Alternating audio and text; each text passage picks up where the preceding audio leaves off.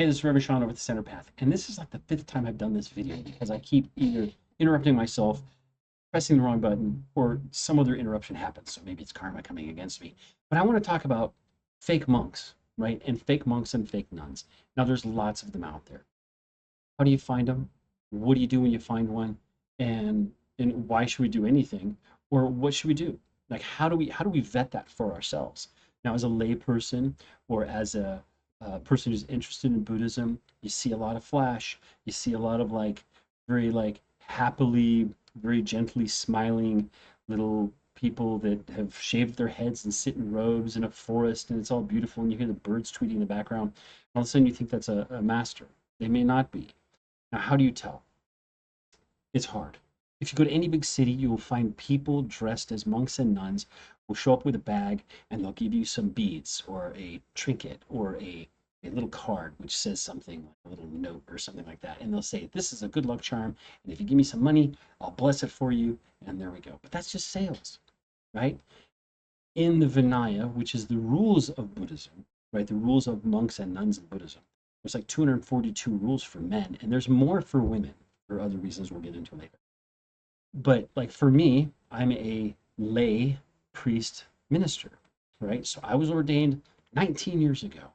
And in that process, I've worked with thousands, literally, monks and nuns, and helping them with other factors of what they do. And they work really, really hard. And so when they work really hard, they deserve respect and they deserve to really like receive the accolades that they do. And there's people who like that but don't do the work and want to just be a monk or a nun without doing any of the work, and that's terrible. And so how do we find out? One, you got to start looking things up. Two, if you go to a place that is a sangha, right, which is a community of monks and nuns, or like a temple or a college or something like that that has like a sustained, maybe a lineage, but don't be crazy about lineage because a lineage is just a brand name. So you like Nike and Adidas, right? They're just shoes, right? You like one for this reason and that reason. One works better for this reason for you, for that reason for you. They look better, whatever it is. Focus on those. Get what you can get and keep your own mind. Stop giving yourself over to these things so fully. Even though many of them say, which I think is a red flag, you have to give yourself and only think about your guru and keep your guru in the top of your head and only the teachings of the guru, right? Or your teacher is the utmost importance and everything else is trash. When you start doing that, we start losing the ability to have our own discernment. Now, many of these groups will take advantage of people spiritually, physically, emotionally, energetically, financially, sexually.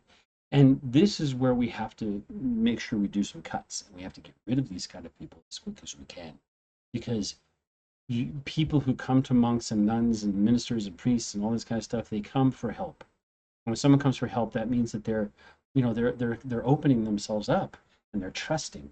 And so we have to be very careful with that trust. And in the Vinaya, it talks about that. In the Vinaya, in the Vinaya Pitaka, the Dhammapada, you'll see there's other places in here too. So for example, in the Dhammapada, verses 9 through 12, and 142 and 143, it talks about the outward appearance thing.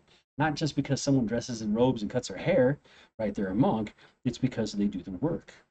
That's important, right? Now, so someone could be also doing the work, kind of, but not have any of the ordinations or any of the other accolades, or they haven't done really the work. They're just claiming to be a Buddhist, which is very, very common. Okay, you become a Buddhist by taking refuge and taking your precepts and then doing your ordination ceremonies and going through these processes and learning right from your teachers. In the Vinaya Pitaka, the Khandhaka sections, wearing robes to deceive others, claiming spiritual attainments like arhatship or becoming a master. Like no one calls themselves a master. Like someone else calls them a master. There's been plenty of people that I've called master, and maybe nobody else does because they're really attained in their knowledge and understanding and really their internal grasp of the teachings of Buddhism and the concepts and the philosophy and religiosity and all that kind of stuff. In the Mahayana Sutras, the Vimalakirti Sutra, it says, again, it talks about outward signs. So don't go by ruling a book by the cover, right? Like, don't judge a book by a cover. Surangama Sutra, in the end age, it talks about the end ages. So there's end ages in Buddhism too, right? After the Buddha died, he said, hey, you know, Buddhism is going to have a hard time. There's going to be people who cut their hair, and they're going to dress like us, and they're going to try to do this for a profit. So that's going to be part of the downfall of the Dharma, because the Dharma is going to become diluted after that. And people aren't going to be as serious about practicing it. Makes sense, right? As we go further, Chinese Buddhists, the Mahaparinibbana, that's what the Buddha says basically at the end of his life, right? He says, hey, there's going to be people that mislead the faithful. They're going to seek fame, and they're going to seek more offerings and stuff like that. And they're going to do just that. So we as lay people, right? I'm putting myself in the lay people place because that's what I am. I'm a lay priest. We have to be really skeptical at first, right? And test. Now, there's going to be stuff that you see in different traditions. There's Theravada, right? There's Mahayana. There's what used to be called Hinayana, not anymore. There's also Vajrayana. There's like the Zen and other mixed and mashed things like Son and Tian and all of these things, different kind of techniques or different kinds of traditions that you're going to be seeing. You go to one, you see something happen. You go to another one, you see a totally different thing. Doesn't mean it's wrong. It's a cultural thing as well.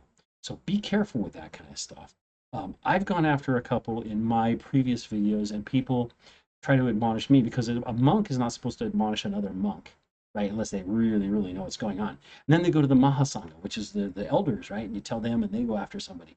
And that's basically what I've seen happen. I mean, we had one who he would take statues, right? He would go to someone's house and say, hey, that statue you have, bad luck, man. It's got a lot of bad spirits around it, bad mojo, bad karma, bad whatever. And to gain merit, and to fix it, I'm gonna do a cleansing ceremony. Clean this one up, and I'm gonna take it from you, and I'm gonna get you a better one, a bigger one. You know what? For only $10,000, I'll do the ceremony and have it cleansed and have it put in your house, and it'll bring you better luck. And so that's sales, right? He wasn't supposed to do that, but he kept doing this. And then he would take that one that he took from one place, and he'd go to the second place and say, ooh, you have a really, that was a nice looking statue, but boy, it's really got bad energy. I'll give you a better one that I cleanse, and it's clean, and it's perfect, and I'll bring it for you just for your family. I know because your karma and my karma all matches, and this will be better for you.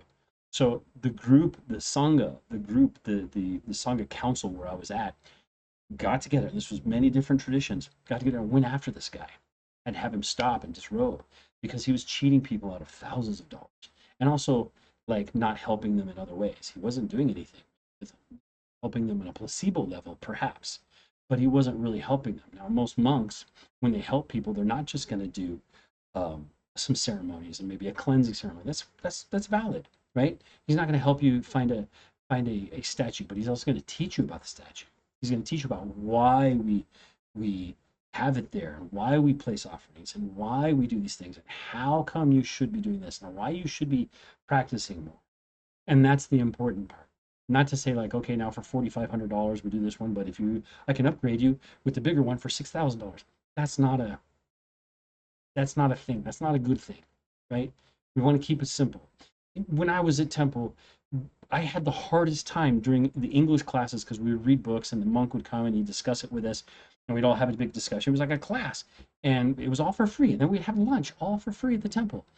It took me, I had to fight with them, not fight with them, but I had to really convince them to put a box out that said donations, so that people could leave a little donation just to help out, just to buy some rice, just to help pay for the lights, whatever it is. So in Buddhism, when you're trying to get into it as a newbie or whatever, do it slowly, do your due diligence, ask others, and if there's any red flags, take those red flags and think about it, and you might have to run. Anyway, this is Reverend Sean of the Center Path. I hope you guys are doing well. Take care. This is because of somebody else's comment on something. So I have lots of references if you ever need references or you want to talk to me about those. I don't claim to be a master. I don't even claim to be a monk. I dress as one because I work as a minister and a priest, but that's only during ceremonial times. I'll talk to you guys soon. Take care.